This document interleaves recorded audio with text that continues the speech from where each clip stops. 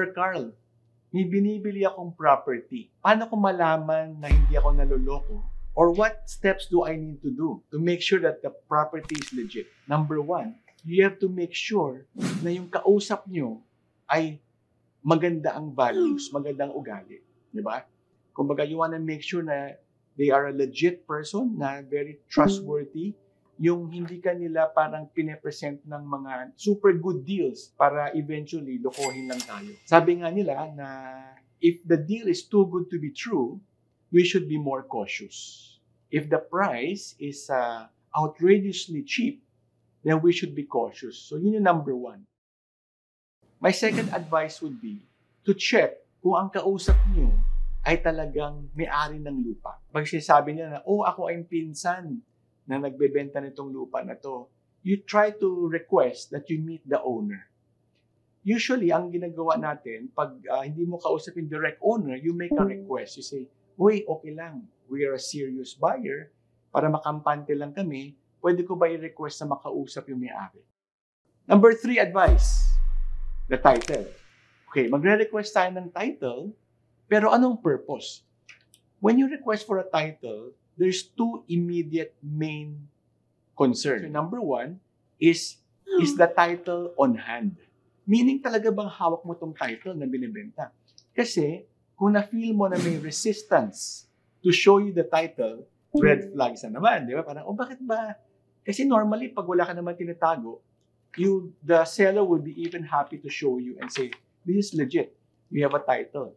Kasi ang rental income, hindi na ni Auntie Lucy kailangan pumunta ng office. Hindi na kailangan bumili ng mga raw materials. Assured na si Auntie Lucy na may income. And in my own eyes, nakita ko to, growing up, how Auntie Lucy was able to take care of the 5 kids dahil lang dun sa one piece of property na iniwan ni husband. And fast forward today, guys, really, really fascinating story.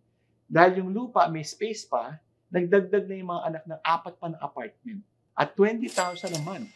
Very fair price, right? 20,000 times 8 apartments, 160,000 a month. So a really interesting story how one piece of property, at dahil may rental income, nag-pass away na si Uncle Tony, pero yung property na iniwan niya, tuloy, nag-give ng income sa family na naiwan niya. Up until today, from 1980s to year 2000. I relate rental, mga classmates, into the goose that lays the golden egg. Ito yung plain white goose. Nakala mo, pangit, ordinary. But every month, nagbibigay siya sa atin ng golden egg. So the concept is, hanap tayo ng maraming golden goose that will give you golden eggs every month. And that's really the concept of rental income. And a good analogy for this one is also mga farm. Di ba? Nagtanim ka, didiligan mo, alagaan mo, pero pag malaki na yung puno ng mangga, it will give you mango fruits that you can harvest and sell every season. Tuloy, from generation to generation to generation. You buy a rental property na may income, i-run mo ng maybe 3-4 years.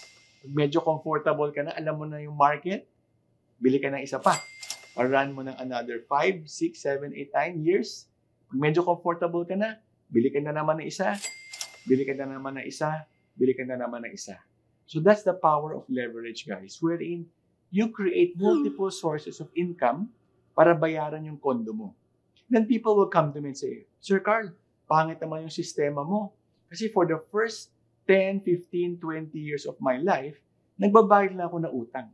And I tell my friends, okay lang, partial lang ang nilabas mo. At kinuha mo yung bangko to partner with you para siya na lang ang babayaran mo dahan-dahan using the money na binigay ng property, ng rental. Na hindi mo naman makukuha in the first place pag hindi ka nakipag-partner sa bank and leverage.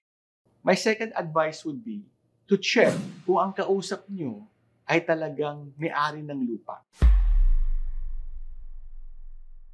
Pag sinasabi niya na, oh, ako ay pinsan na nagbebenta nitong lupa na to, you try to request that you meet the owner. Usually, ang ginagawa natin, pag hindi mo kausap yung direct owner, you make a request. You say, uy, okay lang, we are a serious buyer, para makampante lang kami, pwede ko ba i-request na makausap yung may-ari?